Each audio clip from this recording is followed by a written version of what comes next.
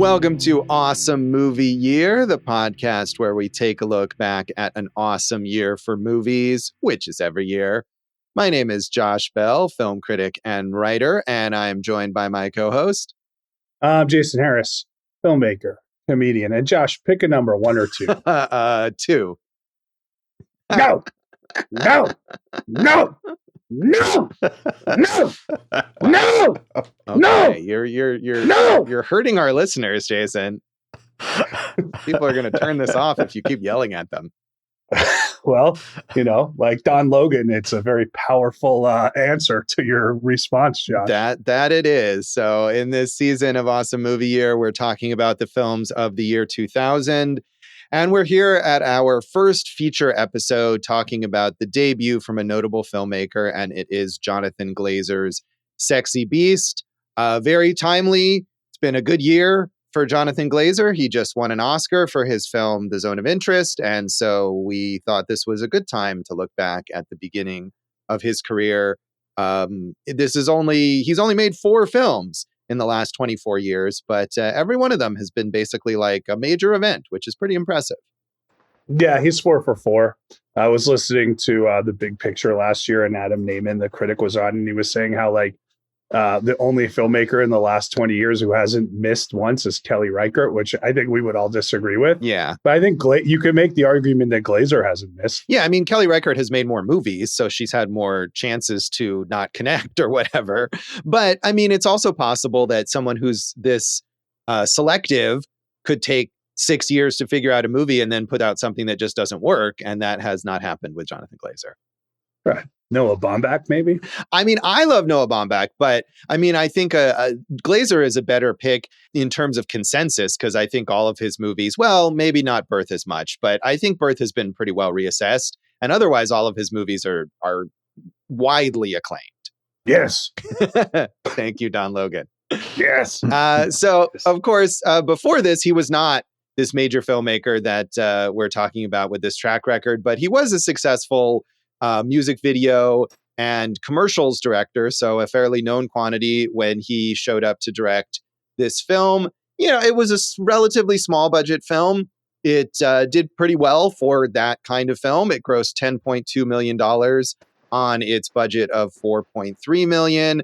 And as Jason has already highlighted, it is most notable still for its performance by Ben Kingsley as Don Logan, the psychotic criminal who tries to get his former associate to return for one last job. Kingsley was nominated for an Oscar for Best Supporting Actor, which he lost to Jim Broadbent in Iris, a movie that no one remembers now. I've never seen Iris. Have you seen it? Maybe. If I have, I don't recall. But I mean, and I'm sure it's a good movie. I'm not saying that it's a bad movie or that Jim Broadbent gives a bad performance, but I think it's one of those things that was probably, he had momentum for something at the moment, and it's not a movie that a lot of people watch now. But he did also win the Golden Globe, which he won over Ben Kingsley. But Kingsley picked up a bunch of awards from various critics groups and certainly was one of the most notable performances of this year. Yeah, I mean, Josh, I think, I've watched all 4 of the Glazer movies in preparation for this. Not that I hadn't, I'd seen a couple, but I think this is the best performance of any Glazer movie by anyone. Wow, I would go to bat for Nicole Kidman in Birth, but it certainly is a fantastic performance. I mean, and I think that's one thing, though. He gets great performances out of all these actors. He comes from this music video and commercials background, and I think with someone like that, people often expect, they're going to have a really impressive visual style, and they're really going to focus on the flashiness of the movie. And he does have an impressive style. And these movies are very visually accomplished, but I think he works really well with actors also.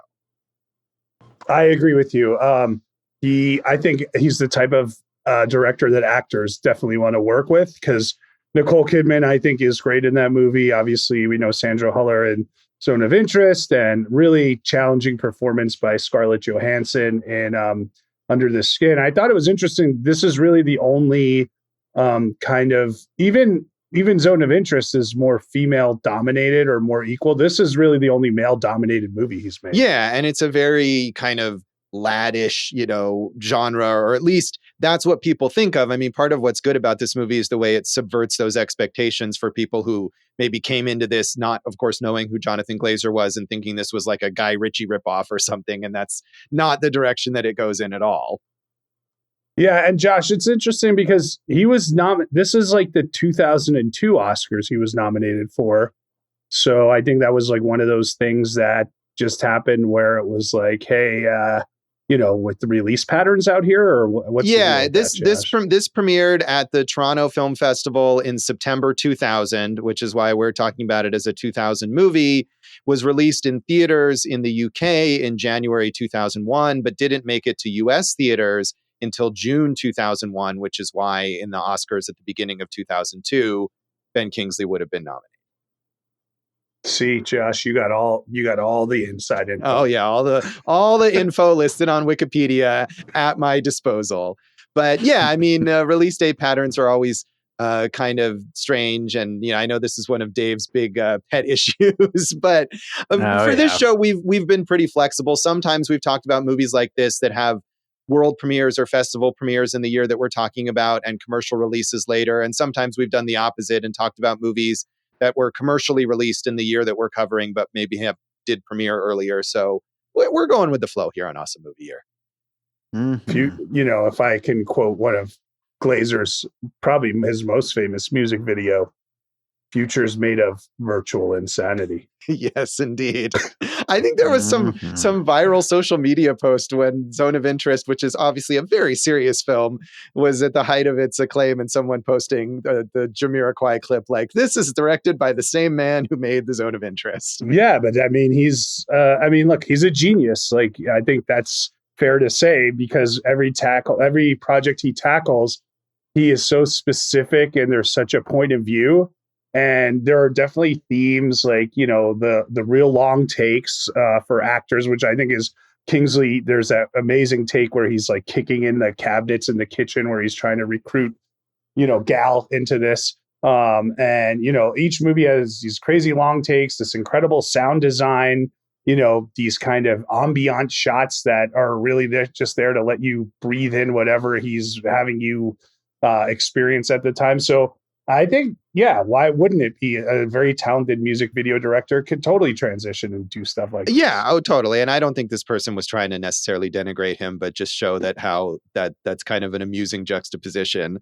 But maybe he'll make the feature-length Jamiroquai film next. That would be an interesting pivot after Zone of Interest. Well, what's really interesting is we're talking about 4 movies, 4 different styles of movie, right? And, I guess you would say really Birth and Under the Skin might be the closest in relation to kind of tone, but who knows what he's going to do next. So he's also, got a good sense of humor, as we learned from this film. So I'd like to see him jump back into something a little more comedic. Yeah, and maybe after something that's so heavy like Zone of Interest, he'll do something a little lighter, but we may not know for another 6 to 8 years. I guess we'll see. Yeah.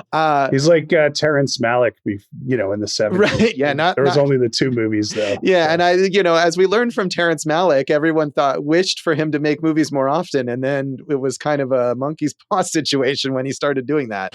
So, well, I mean, I think with Malick, you're like, hey, sure, if he wants to turn out 10 and half of them go down as like great Malick films, that's a batting average you'll take. Yeah, I mean, and that's off topic here, but someday I'm sure we'll talk about Terrence Malick. We got it. So critics were generally quite positive about this film as well. Owen Gleiberman in Entertainment Weekly said, Ben Kingsley came to prominence flashing a Mona Lisa smile of eternal compassion as the saintly Mahatma Gandhi, and you could make out his halo in Schindler's List as well. Now, in the cleverly diabolical Sexy Beast, Kingsley adds a welcome megavolt of electricity to the summer season by playing one of the nastiest, crudest, most vicious specimens of vile sociopathic scum since Joe Pesci shot a bullet into Michael Imperioli's foot for the jolly sadistic fun of it in Goodfellas. Sexy Beast is a British indie underworld drama that puts Hollywood's recent inflated attempts at entertainment to shame. The director, Jonathan Glazer, is a music video veteran who works with all the classicism and flair that Guy Ritchie, with his hiccupy Ritalin jump cut style, can only dream about.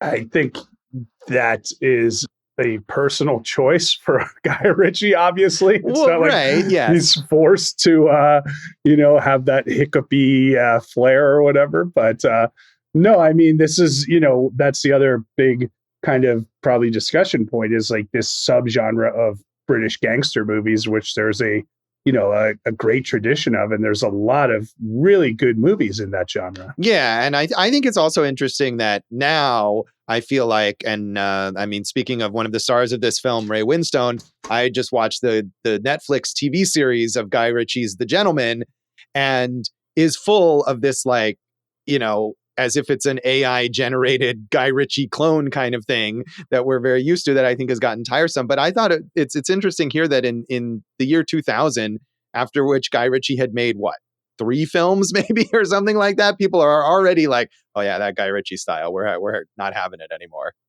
Well, I mean, it's that was a direct like, hey, I'm gonna, kind of use an amalgam of what Scorsese was doing in the 70s and the stuff that Tarantino was doing in the 90s, and just kind of like even turn it up a little more. And it's still going. So he somehow keeps making moves. Somehow. So. No, I mean, again, like he's made some good movies over the years. Yeah, no, I don't mind. There's some Guy Ritchie movies that I think are fun, but I mean, I think it's interesting here too, though, that Owen Gleiberman makes this comparison to Goodfellas, obviously connecting Glazer to Scorsese more strongly than Ritchie, and I think that's a comparison that most people would make rather than the other way around. I think, yeah, you could do that now, especially because, obviously Scorsese is most known for, the gangster movies, but he's made so many different types of movies also. So I think that's a fair thing. Yes, indeed. So Desson Thompson in the Washington Post, also quite positive. He said, in the assured hands of director Jonathan Glazer and writers Louis Mellis and David Scinto, Sexy Beast is a Molotov cocktail of a movie, an engaging conflagration of British B-flick, Cockney wit, and gallows humor. There's even a delicate little love story in there. It's a gas and a half to spend time with these characters and the performers who play them.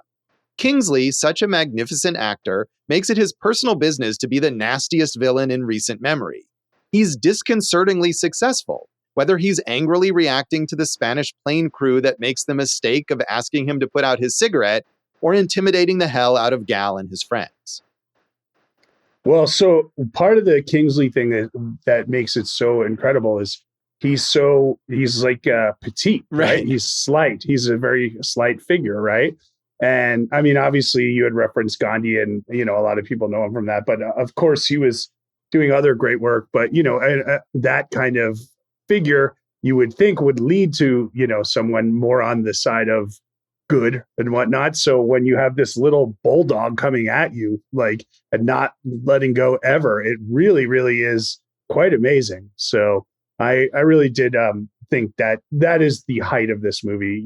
He's the best thing in the movie. Yeah, no, and it's a good movie anyway. Right, but I agree with you. Yeah, he really carries it so much, and it's not only is Kingsley himself kind of a slight smaller person, but the way that they dress Don Logan in those starchy, like, white button-up shirts, he looks like he's a mid-level corporate accountant teacher. Or something like that. High school chemistry teacher. The least intimidating possible way that you could have him dress, and yet immediately we are intimidated by him in the audience. Like, that intimidation comes across so strongly right away. And I think, you brought up the last review brought up Pesci and Goodfellas, and you're like, well, this guy's a madman and an insane person. But I think the word you used, intimidating, for Kingsley here, is there aren't many villains who are this intimidating in the entirety of film history. Right. Mm-hmm. You're like 100% like, yes, I would also be terrified of this man. Mm-hmm. It's so funny because, speaking of the Oscars this year, we know that Best Short Film winner Wes Anderson, The Wonderful Story of Henry Sugar, is that what it is? And again, he's playing such a sweet, like, kind of almost zenned out character, Kingsley, in that one. And then this is just such it just shows like what a talent he is to take this role. And, when Ray Winstone signed for this movie, they offered him any part he wanted. And I think I don't think anyone could have done this role better than Kingsley. So I'm glad Winstone took the lead as Gal. Right. Because he's great too. But Kingsley really is just the cream of the crop here. He is indeed. So Derek Ellie in Variety was more critical, and I don't agree, but I feel like it was interesting to get some slightly negative response here. He said, all dressed up with nowhere particular to go, Sexy Beast is an often enjoyable, massively uneven Brit ganglander with an almost surreal approach to the genre. Strongly cast, with a jaw-dropping perf by Ben Kingsley as a foul-mouthed Cockney gangster, and impregnated throughout with first-time director Jonathan Glazer's music vid commercials background, this dark comedy drama about a retired villain lured back from Spain to London for one final job could rustle up some business with a sexy ad pub sell, but leaves a curiously hollow feeling once the lights go up. It's not the kind of film to be approached with classical perceptions of narrative or form. Glazer and scripters Louis Mellis and David Scinto have constructed a rich paella that mixes star routines with unreal moments, comedy with graphic violence, and melancholy with sad romance. Several are memorable on their own, without any of the parts adding up to a satisfying whole. You ever have paella, Josh? I have not, but I thought you'd appreciate the culinary reference in there. You got to use one of those big pans. I think it's called a ziggurat, and that way you can cook the rice and get that crunchy bottom on the bottom there. So that's important. It is a Spanish dish, right? I think that's why he's referenced it. Yeah, it's probably the national dish of Spain. I've written about paella a number of times, Josh. Did this movie remind you of paella? Not at all. So maybe bangers and mash or something. Yeah. These two reviews both mentioned the romance angle, and that is more of a plot device than a component that stands out. I don't really think either. They're really there just to kind of advance the story for both the guys here, and the women are fine, but they don't really have much to do in this movie. Yeah, that's true. The female characters don't do much, but I did feel like the romance or the sort of, spousal love or marital love between Gal and Dee Dee was actually really effective. And it's effective not because Dee Dee gets to be a fascinating, well-rounded character, but as an aspect of this gangster character that you really don't expect. I think, you're conditioned by these gangster movies, these British gangster movies, especially, that these are going to be these horrifically misogynistic characters. And a lot of times they beat their partners or whatever. And Gal just loves his wife so much. And I feel like that really comes across. And he's just this like big sweetheart, which also makes Don even more of a villain. Cause you're like, oh, he's just this teddy bear. And Don is like bashing his brains in, metaphorically. Yeah, well, I mean, he chose a life of crime, so I'm sorry, you don't get off scot-free. I mean, he chose to get out of his life of crime, and sometimes people don't have their options are limited when they come from impoverished backgrounds. We don't know. Oh yeah, I mean, you could argue that he's really a robber. He's not hurting anyone physically. Right. He's just taking money. So, you're right, Josh. I apologize, Gal. I'm not judging. Yeah. I think Gal is meant to be quite likable, right? He is quite likable. Yeah. So is H. Yes. His buddy. The friend. Yes. Yeah. And the women too. I mean, like you said, they don't get a lot to do. We don't learn a lot about them, but when we see them, we do like them. I mean, because they're all pitted against Don, I feel like anyone against Don, we're on their side. Right. And Don, he gets his comeuppance, but you're like, oh man, I wish Don was still on screen after that. Yeah. We'll talk about that more, I'm sure. But so Jason, you're catching up with all of Glazer's work. Had you not seen this one before? No, I saw this in the theater when it was out, and I didn't connect with it as much as I did this time. I liked it better. I hadn't seen it since the theater. I saw Zone of Interest last year while we were prepping our little Oscar season stuff. And then this week I watched Birth and Under the Skin. But yeah, this was the second time I've seen this one. Yeah, this was the second time for me as well. Although I did not see it in the theater. I had just caught up with it randomly in like 2016, I think Letterboxd told me, on video, just as a movie that was notable. And I think this was a well-reviewed movie and obviously Oscar nominated at the time it came out. But I think probably as Glazer started making more movies that were even more highly acclaimed, it became a bigger and bigger deal. So I wanted to watch it. And I quite liked it then, and I quite liked it now as well. I mean, as you just referenced, one of its issues is what happens to the movie when Don is not on screen. But, we'll talk about that. But overall, I liked it both times. I'm glad to have watched it. I didn't remember a ton about it, so it was fun to revisit. Dave, had you seen this before? I had not seen any of his 3 previous films, and all 3 of them were like high on my watch list for years. And so I was glad to get a chance to just binge them all. Yeah. So we're all now fully Glazer experts here, I guess. Did you guys watch The Fall, the short film? I didn't. I was going to try to squeeze it in, but I didn't. But you've seen that, right, Jason? King of the Glazers. Anything else you want to say about the background of this film, Jason? Well, Josh, you were just talking about how in 2016 you were watching this because you thought, like, as Glazer made more films, that this got maybe more of a reputation. But I also think part of that is the reputation of the performance. Like, when people just talk about movies, this is the type of, oh, you want to see a crazy villain, you got to watch this movie. So I think that was part of the reason that it caught on so much. Anthony Hopkins sent Ben Kingsley a letter of admiration, just telling him how much he enjoyed his performance. So that's pretty nice. Yeah. Two sirs there expressing mutual respect. 2 sirs with love. Yeah, exactly. For each other. From one sir with love to another. Yeah, exactly. And I did like that Ben Kingsley based the Don Logan character on his grandmother. Man, what kind of grandma did he have? Jeez. Yeah, that would be weird. Grandma, I don't want any broccoli. I'm not going to eat it. No, you eat your broccoli. You're going to eat your broccoli. You're going to eat your broccoli. We'll come back in a moment and talk more of our general thoughts on Sexy Beast.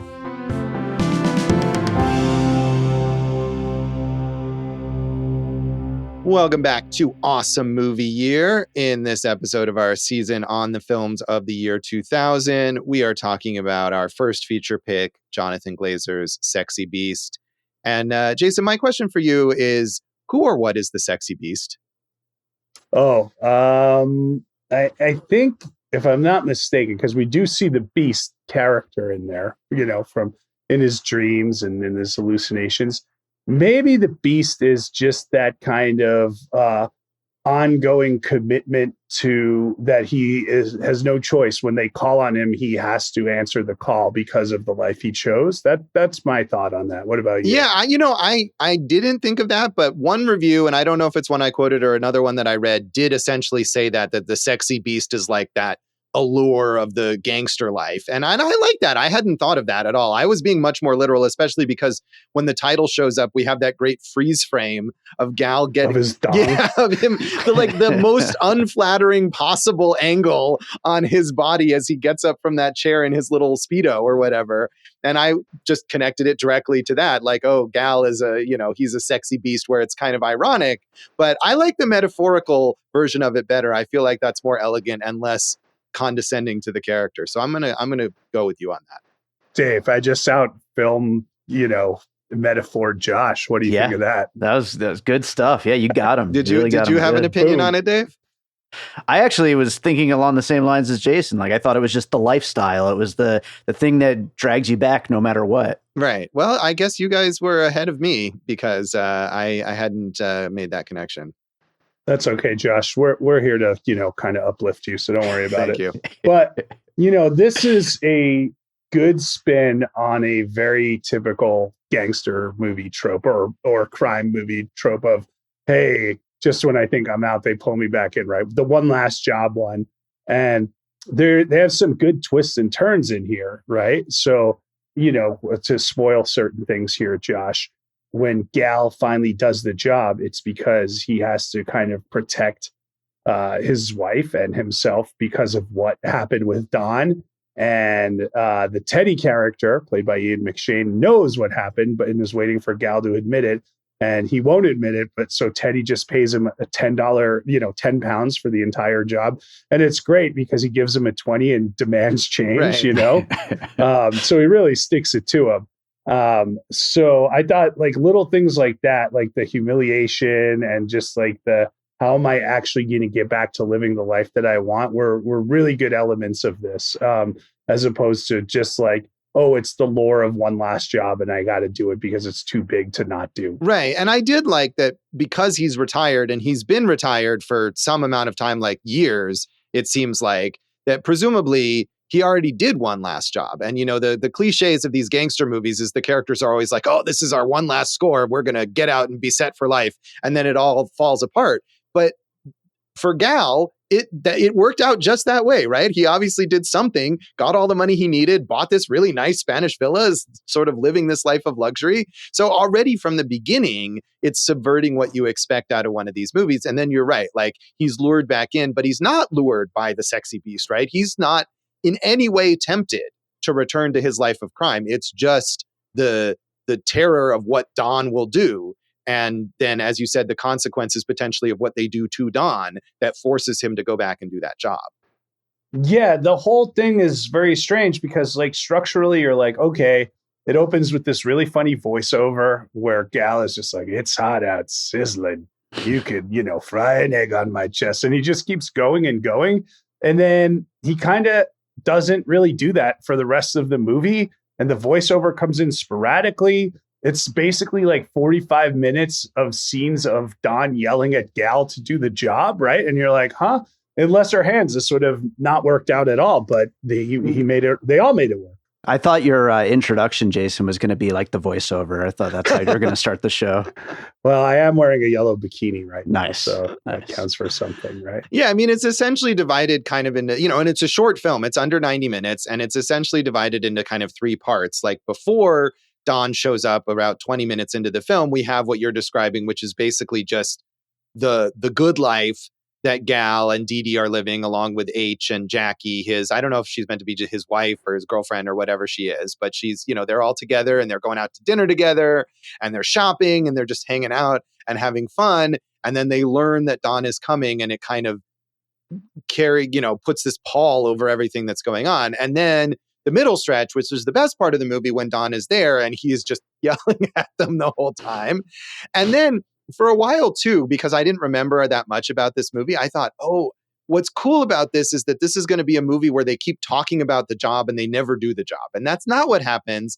And the final third of the movie where he has to go do the heist, even though he didn't want to, is good. And it's a cool kind of depiction of a heist. And Ian McShane is a good villain in a different mode than Ben Kingsley.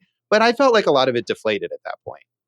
I agree with you. And it's also stylistically a little different, right? It really feels like more of a classical heist movie at that point in time. And the pacing's a little different. And, that is the structure, like you said, that was chosen. But also it's just you've gone down the big drop. You've done the roller coaster with the most exciting character in here. So, it holds its own. It's just, it can't crescendo the same way. Right. And I think Glazer maybe even realizes that a bit and is trying to extend Don's presence because it's a linear film until the moment at which they're gonna, kill Don and Dee Dee shoots him. And then we cut away and there's Gal in England doing the job. And then we have some periodic flashbacks to see the ultimate fate of Don so that we can still get little snippets of him as we're into this next section of the film. Yeah, I was really impressed by that because the last thing you see is Dee Dee holding a gun. And like you're saying, they subvert the expectations. You don't know what happens. They just cut from her pointing the gun at Don to Gal in England, like getting ready for the job. Right. And maybe you assume like, oh, he had to give in after all. And because Don has easily disarmed their pool boy there who was going to shoot him, you figure, oh, he probably did the same thing to Dee Dee, or maybe he even killed Dee Dee, and that's even worse. But that's not what happened. And that is a part of that subversion too. Yeah, I think the only thing I would have wanted from this movie is interaction with Don and Teddy. That would have been really good because they're such monsters, those two. They're both so great on screen also. Like, it would have been an interesting thing, but it doesn't all fit all the time. Yeah, don't they have brief interactions when Don is describing the setup for the job to Gal and we see some flashes of him having meetings with people? I guess, that you probably got me on that one, but that's like someone's didn't they explain it to Stan? Didn't Teddy explain it to Stan, and Stan explained it to Don, and Don explained it to Gal? So I don't even know if that was an actual interaction, or, even with those cuts, you never really got those two together. Right. But I did want to, I referenced that scene earlier where I think it was probably my favorite scene in the movie. It's this weird angle where the camera is facing into the kitchen, right? And this was originally, I think, a set in like a living room where they're just in chairs together, and Glazer moved the scene for shooting. And they're facing in, and it's Don pressuring Gal to do the job, right? And you kind of see Gal's face a little obscured, but you don't see Don's face. It's all in long shot. It's one long shot, and it's one long take of this long shot. And that's where Don is kicking in the cabinets and doing all this stuff. And I think like that is the scene where you're like, hey, if I'm an actor, this is a guy I want to act for, because look at what he lets me do, right? He's going to let me go all the way with the performance. And again, take what you think you're going to see and twist it in a different way. Yeah, that is a great analysis of that scene. And I think even if we're looking at, Kingsley has established Don so well, and Glazer has showcased him so well, that even if we're just looking at the back of his head at that point, we're already intimidated just by that, right? Because we know what that means, I think. I wonder how much Glazer knew of how Kingsley was going to play this character, or did he just show up to set and was he just like, this is one of the great actors of all time, let's just let him go. And then when he got it, he was already there. Right. I mean, how much of that is I assume all the great language that Don uses and the elaborate insults and all that is in the script. So, but it could be delivered definitely in a different kind of way. And you could imagine maybe even another actor deciding, what's going to be most intimidating about this guy is if he's just imposing and he doesn't have to yell or whatever, and people are scared of him anyway. And you could see someone like Anthony Hopkins maybe doing it that way, but it works really well the way Kingsley does it. Yeah, I think you're right in that, like, the language is there, but maybe not the, I kept doing the no, right, and the yes. I don't know if it could have been scripted, or that could have just been like the actors heightening and Kingsley taking it up to that next level.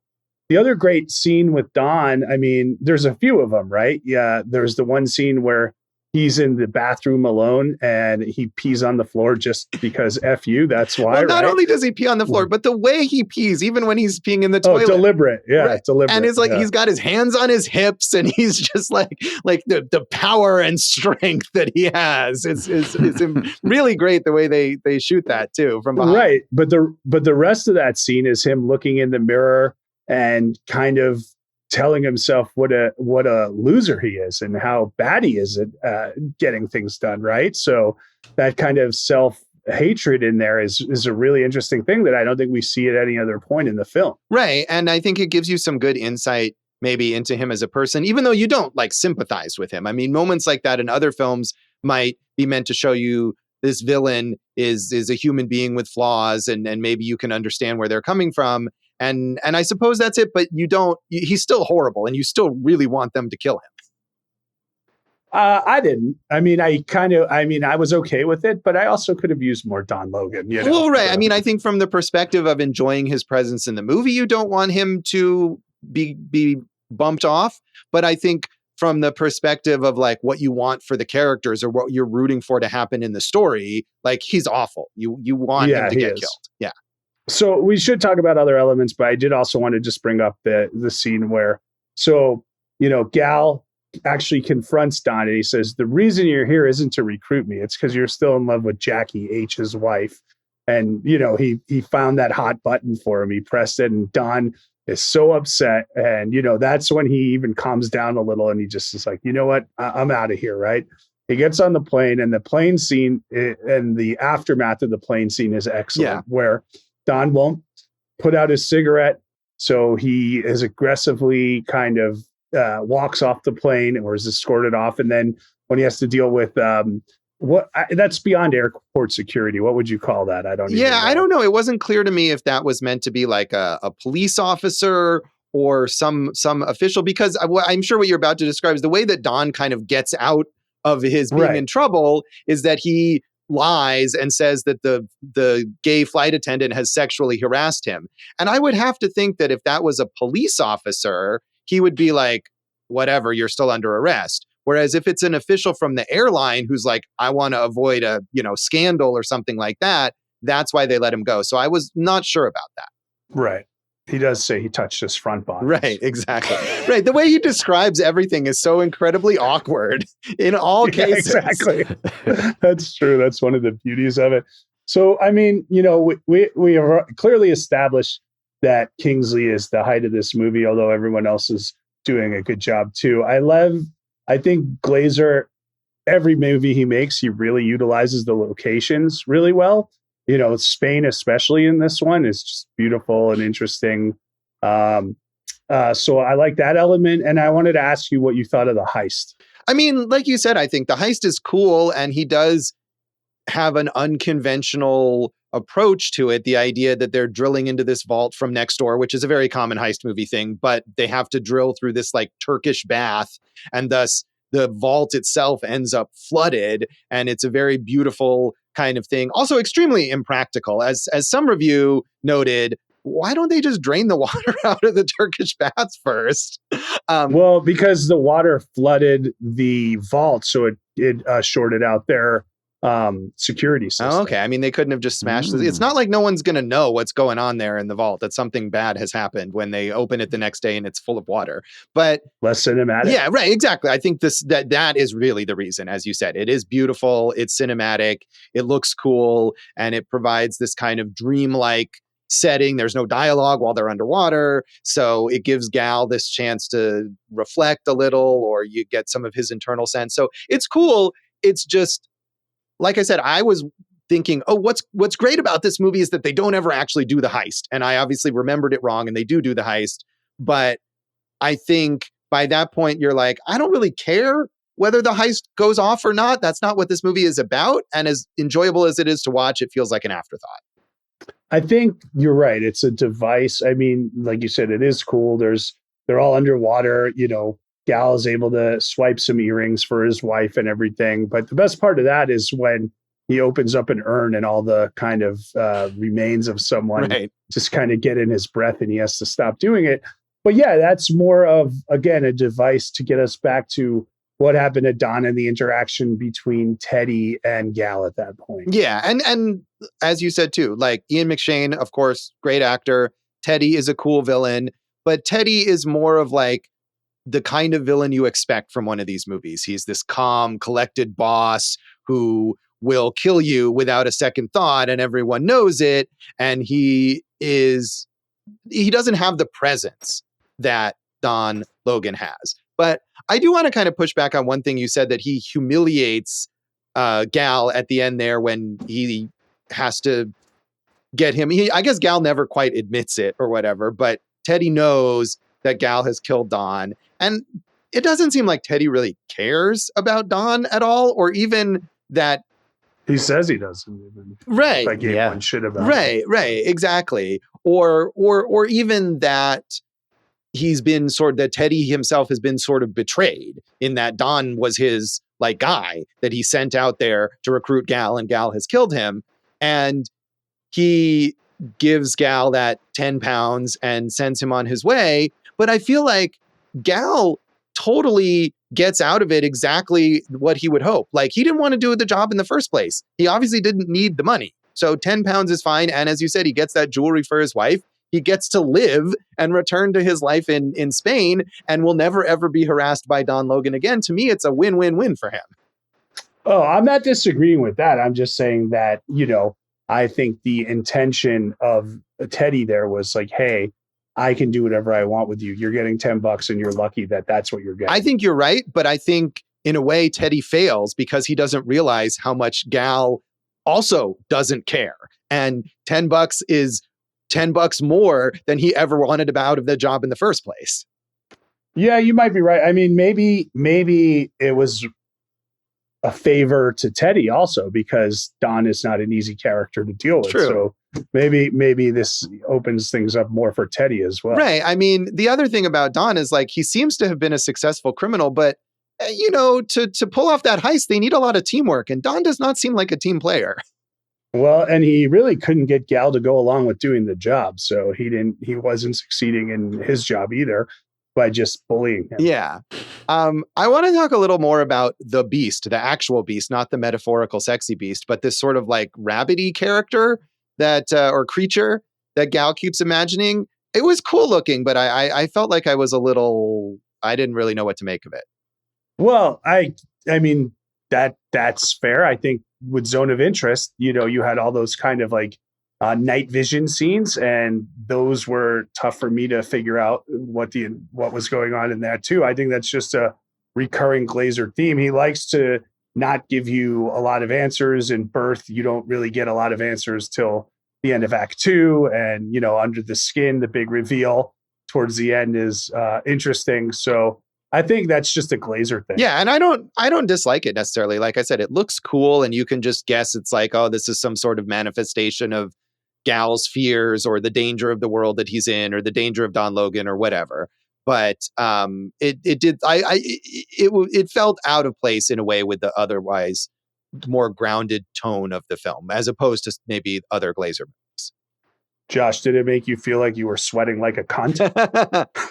I think I forget. I don't know what the exact number is, but people always talk about the number of times that Tony Montana says "fuck" in Scarface. To the point where it's like a band name. But I think that might be a record here for the use of that word as well as "fuck" in this film too. The word "cunt" is used 21 times in the movie. There the word go. "fuck" is used 115 times in the movie. Well, maybe not a record because, of course, it's 182 times in Scarface. Yeah. I know Jeremy Thomas, the producer who was the producer on this and who we talked about in our Last Emperor episode, is a major producer. No uses of the word fuck in The Last Emperor, I don't think. And maybe that would have changed everything for Manchico. But he said the American studio, whoever bought it, their legal department said you can't make the movie because of all the cunts and the fucks in there. But they made it and it worked out. Yeah, and and it's rated R, and so they must not have had to cut any of the uses of those words. So good for them. Glazer, like I said, is really good at sound design and music. I love the song in the opening, the Strangler song "Peaches" is really good. I just think this is something that he continues to elevate as he makes more movies. Yeah, and it's obviously not surprising that someone who came from making music videos knows how to use music well in his films. Real lack of Jamiroquai, though. We're just waiting for it. The next film, full soundtrack by Jamiroquai. It's going to happen. I'd watch it. Yeah, of course. So, did you have any thoughts, Dave, that you wanted to add? No, I think you guys covered it. I thought the Teddy character was really great. Like, I think you guys kind of said he kind of took a backseat to, some of the other stuff, but I actually really liked him. I loved every time he was on screen. Even if it is similar to a lot of other, British gangster characters, I just thought McShane really, just nailed it. He was just so good in that role. But of course, it's Ben Kingsley's movie. Right. And I think the fact that Ian McShane, who is great, doing a really good job playing a character, and yet is still overshadowed by what Kingsley does, shows you how amazing Kingsley's performance is. Yeah, absolutely. Jason, do you want to rate this out of 5 no's? 5? No! It's 3.5 no's from me. No! Okay. I keep thinking of the Knights Who Say Knee from the Monty Python and the Holy Grail. I'm with you. I'm giving it 3.5. It's a really enjoyable movie. I do just feel like it kind of drops off a little in that final act, but happy to revisit it and definitely worth seeing. Dave, how would you rate this?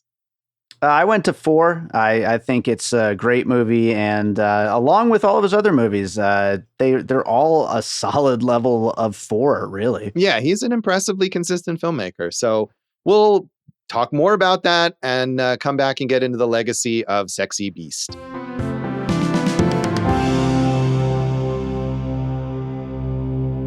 Welcome back to Awesome Movie Year. In this episode of our season on the films of the year 2000, we are talking about Jonathan Glazer's Sexy Beast. And we've really talked extensively here already about Glazer's career. as a filmmaker, he only has these 3 other films, Birth, Under the Skin, and The Zone of Interest, all of which, as Jason said, very different kinds of films, but with this incredible command of style and tone and the visuals and working with actors and everything, all really fascinating films to watch. Yeah, and I keep saying sound design. I feel like you got to really throw that in there. Yeah. On these movies. How would you rate the 4, top to 1 through 4, Josh? Well, Under the Skin, I haven't seen since it was in the theater, whereas I did rewatch Birth recently for an article. And of course, Zone of Interest is a recent release. So given that my memory of that one is a little fuzzy, I really like Birth. I would put that at the top, maybe Under the Skin under that, and then this. And I was sort of mixed on Zone of Interest. So, but it's hard to say because, as Dave said, they're all so solidly great that you almost just want to rank them all evenly. And Dave, what about you? Yeah, I also have Birth at the top. I just really loved that one. And Nicole Kidman is so good in that movie. I would probably put Sexy Beast number 2 and then Under the Skin. I really appreciated Zone of Interest. I think it's a great movie. It's just not the kind of movie that I'm going to watch multiple times. So it definitely goes at the end for me. Yeah, so I agree with you on that. Like, I mean, I probably would want to watch it one more time, but that's number 1 for me, Zone of Interest. Sexy Beast is 2 and the most rewatchable out of these. I have Birth at 3, but I think Birth, it really is like that twist that comes along, whether you go along with it or not, is really the make or break. But obviously, I agree with the Nicole Kidman thing. Under the Skin is my least favorite. I think it is a little more plotting than the rest of them, and that is, I get why from a story standpoint, but it just didn't knock me out as much as the rest of them. Yeah, and I'd be curious to revisit that because, like I said, it's been however many years since I saw it when I saw it in the theater, and it was just such a singular experience. You come out of it, and I feel like it's almost like I don't even know how to respond to this. I think that's fair, and almost fair for all of his movies, as we see with some misinterpretations of the Zone of Interest right now, right? Yeah. He does. I mean, as selective as he is about making feature films, he fills in. He does continue to work on commercials and music videos. And I mean, I don't know the reason why he doesn't make films more often, if it's that he's had difficulty getting financing together for his films, which are, of course, very challenging, or if it's his choice. But maybe given all the acclaim for the Zone of Interest, he'll be able to put together his next project more quickly. If he wants to, it could just be that that's what he does. Right. He's living his life, bro. and as well he should. Yeah, because there's nothing in development right now. I mean, it would be interesting to, like, I never want to see like these kind of auteurs make us, quote unquote studio movies, but it would be interesting to see what he does with the studio. Do you want him to make a Marvel movie? Yeah, he needs to reboot, Howard the Duck. Any of that. Sure, let's go with that. I'd be down for that. So, yeah, Josh. So the co-writers here, David Scinto, Lou Mellis, they have written other movies in this genre, 44-Inch Chest and Gangster Number 1. And Lou Mellis is the voice of Darth Sion in Star Wars, Knights of the Old Republic to the Sith Lords. Sure. Have you seen other? I know you like the British gangster movies a lot. Have you seen either of those other two? No, I have Gangster Number 1 on my list there. We should talk about, like, I do like British gangster movies. I like some of the ones that we've talked about already, some of the Guy Ritchie ones. Do you have any favorites, Josh? I mean, I feel like I'm less well-versed, and I should probably have looked this up. I mean, one movie that's compared to this a lot that I know you really like, and I liked a lot too, although I haven't seen it in a long time, is Steven Soderbergh's The Limey. I love The Limey, and I think that's a great reference point. I think Layer Cake is a really good one. Lock, Stock, and Two Smoking Barrels, and then of course Dave and I will take the prize for In Bruges. Yeah, I can't get on board the McDonough train. But I did like Layer Cake before Matthew Vaughn became this horrible soulless parody of a filmmaker. I mean, yeah, we've talked about this before in other episodes. If any filmmaker has kind of failed on the promise of their potential more than our friend Kevin Smith, but I think it's Matthew Vaughn might be the answer after this past year with Argyle. It's not even. I mean, Layer Cake is fun. I don't remember it being like brilliant, but I think he took all the wrong sort of directions from the success of that film and what he went on to do later. But maybe we'll talk about him He someday. made a few good things back. Yeah. So, we were talking about what might be the backstory of Gal and how he got to the place that he's in. If you want to know that, you can watch the Sexy Beast TV series, the prequel to the film that for some reason just premiered on Paramount Plus in January 2024. Somebody decided that nearly 25 years later, everybody wanted a prequel to this movie. And maybe the best thing about Ben Kingsley's performance as Don is some random actor you've never heard of could play young Don. Well, this is exactly what I was thinking. I was thinking about the Iron Claw, the movie from last year, the Sean Durkin movie, where the biggest piece of criticism was the person who played Ric Flair did a terrible job of playing Ric Flair. It didn't encapsulate that charisma at all. And I just thought, like, unless you have the exact right actor, that's exactly what's going to happen here. No one can live up to what this was, or very few people can. Yeah, and I haven't watched it. It was very poorly reviewed and seemed to have been premiered with almost no promotion. So I doubt it's going to continue, but it does exist on Paramount Plus. I can't imagine that also as an actor, what is the upside to taking on that role and being compared to Ben Kingsley's performance? There's nothing good that's going to come of that.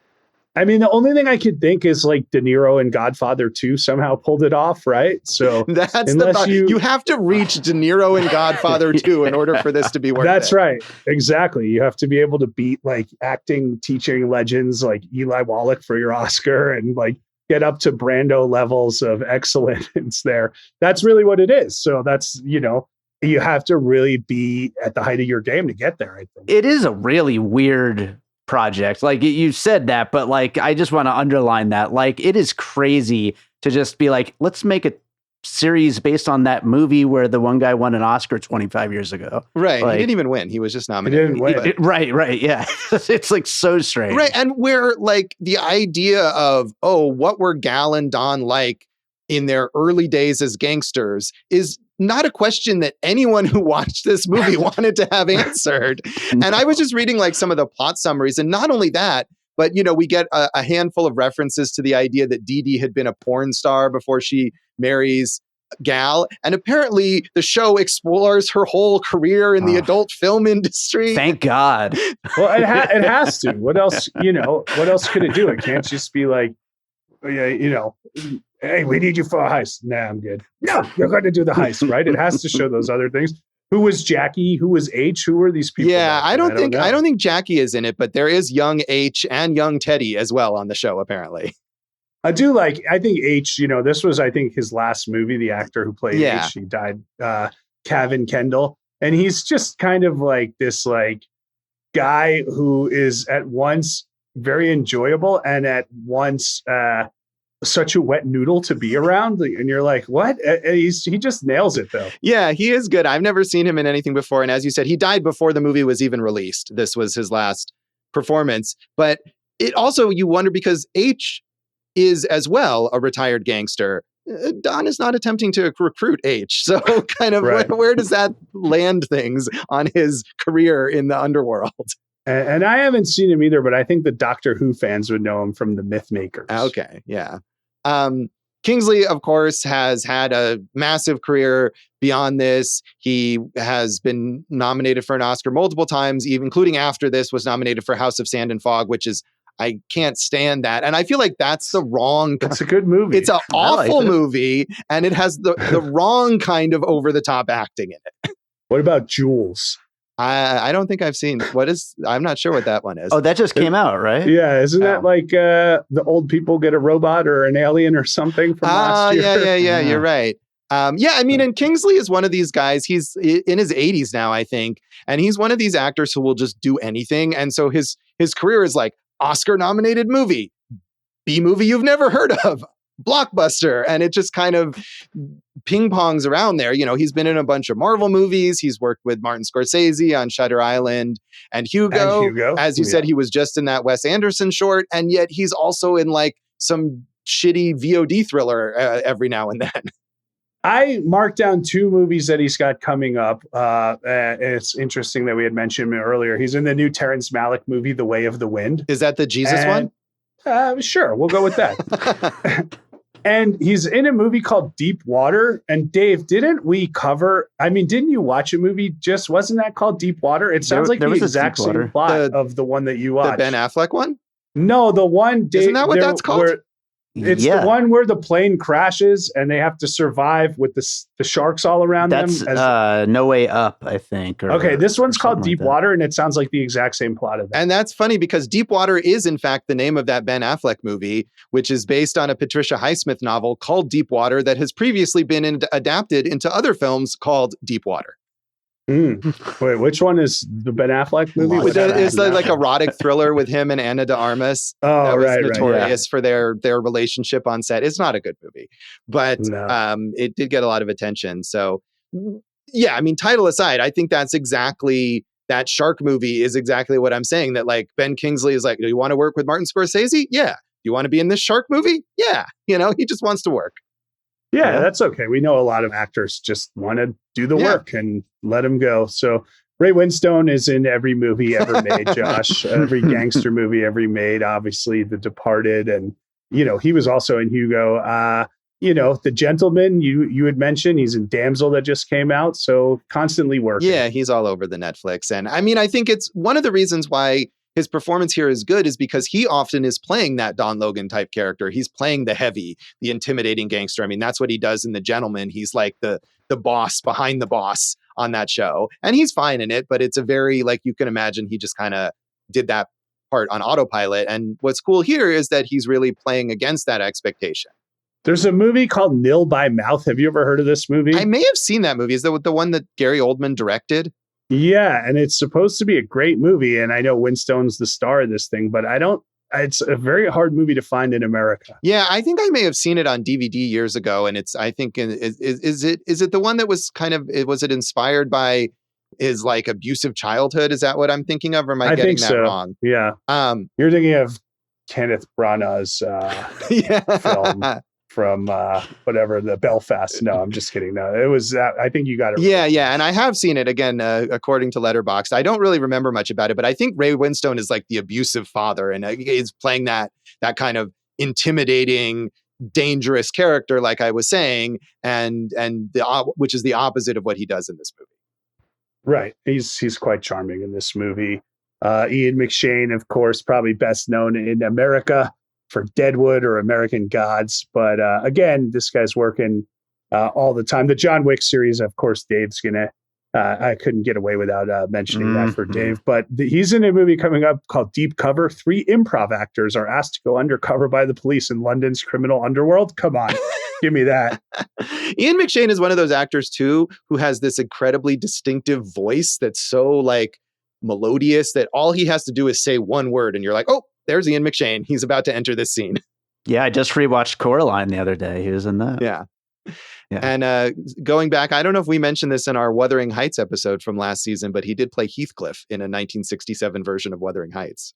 All right. Way to go, Ian McShane. I mean, that's Amanda Redman, who plays Dee Dee, is a big British TV actor, and James Fox, who was the banker Harry, Charlie and the Chocolate Factory, Sherlock Holmes, stuff like that. Yeah. Some of these lesser known British actors filling out the cast, but all doing a good job with the parts that they're given. So thoroughly enjoyable. I'm glad that we did this. So that is Sexy Beast. And that is this episode of Awesome Movie Year. You can yell at us online and on social media. No one yells online at anybody. No, everyone is reasonable and always takes no for an answer if that's the answer. We're at awesomemovieyear.com, Awesome Movie Year on Facebook and Instagram, Awesome Movie Pod on Bury It Under Your Pool. Yeah. I'm Jason Harris Comedy or Jay Harris Comedy on all those things. And you can find me at Go for Jason on Letterboxd, where Dave tells me I did not rank this movie high enough. I tried to intimidate you into a 4-star rating. Yeah, Dave's no Don Logan, though. Yeah, that's true. You can find some old stuff from me at joshbellhateseverything.com. I am at Josh Bell Hates Everything on Facebook, at Signal Bleed on X, Twitter, and on Blue Sky and on Letterboxd. And if you are on Letterboxd and you watch one of the movies we talk about here, hashtag Awesome Movie Year on your review. We would love to know what you think of any of the movies we cover. And you can listen to our producer, David Rosen's awesome podcast, Piecing It Together.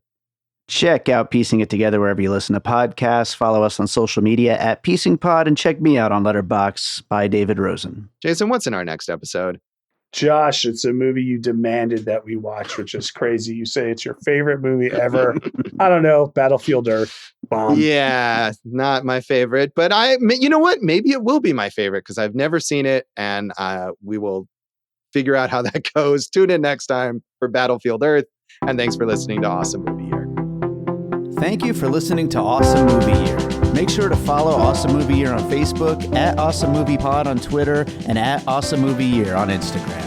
And if you like the show, review us and rate us with 5 stars on Apple Podcasts.